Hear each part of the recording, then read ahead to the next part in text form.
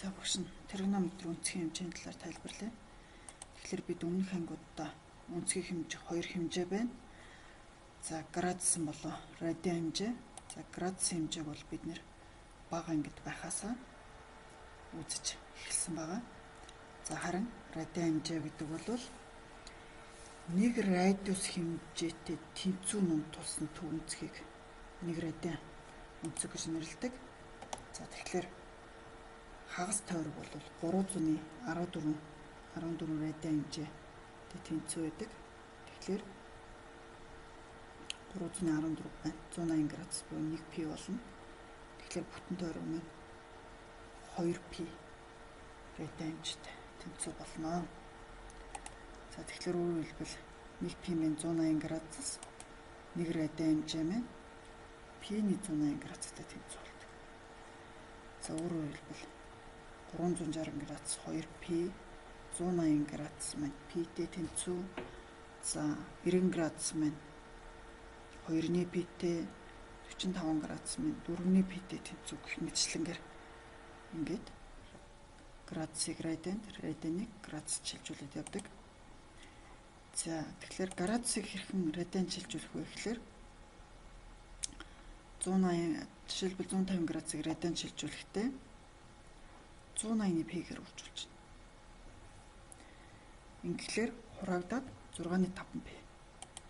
За мөн 225 градусыг радиан шилжүүлэхдээ 180-ны пигээр үржүүлээд хураагдаад 4.5 пи болж байна. За харин 6.5 пи радиан хэмжээгээр өргөцсөн байвал градус шилжүүлэхдээ за бидний пи минь 180 градустай тэнцүү учраас шууд 180 градусаар бичээд 150 градустай тэнцүү гэж бодно.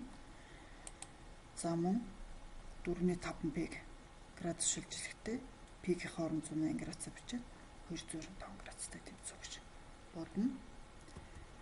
За жишээлбэл косинус 330 градусыг хэрхэн олох вэ гэдэг. За энд утгыг нь хэрхэн олохыг 6-аар үзүүлсэн байна. Тойргийн 330 градус бол энд ирж байна. За тэгээ косинус маань x тэнхлэхээс утгаа авах учраас 2-ны язгуур дургууртай тэнцүү байна.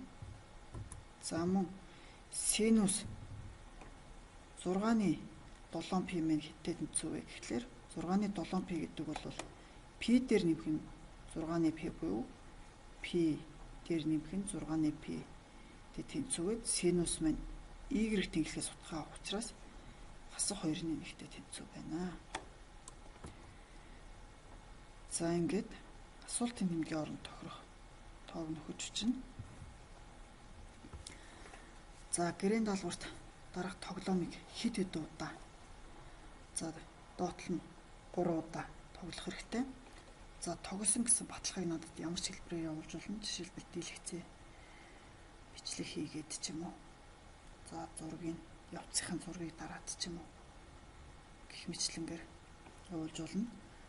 Бичээд энэ тоглоом гарч ирнэ. За старт гейм гэдэг дээр нь дарахлаар жишээлбэл энэ асуултын тэмдэгэн дээр хасахныг тик гэдэг утга хаана байгаа вэ гэхэлэр энэ дээр дараад за жишээлбэл хасах 2-ны 1 хасах 2-ны язгуур 3 гэдэг утга хаана байгаа вэ гэхэлэр 3 дугаар мөч дээр энд байгаа гэх мэтлэнгээр ингэж дараад тоглоно. За эхний нэг тоглолтын дээр бол сурчхнаа.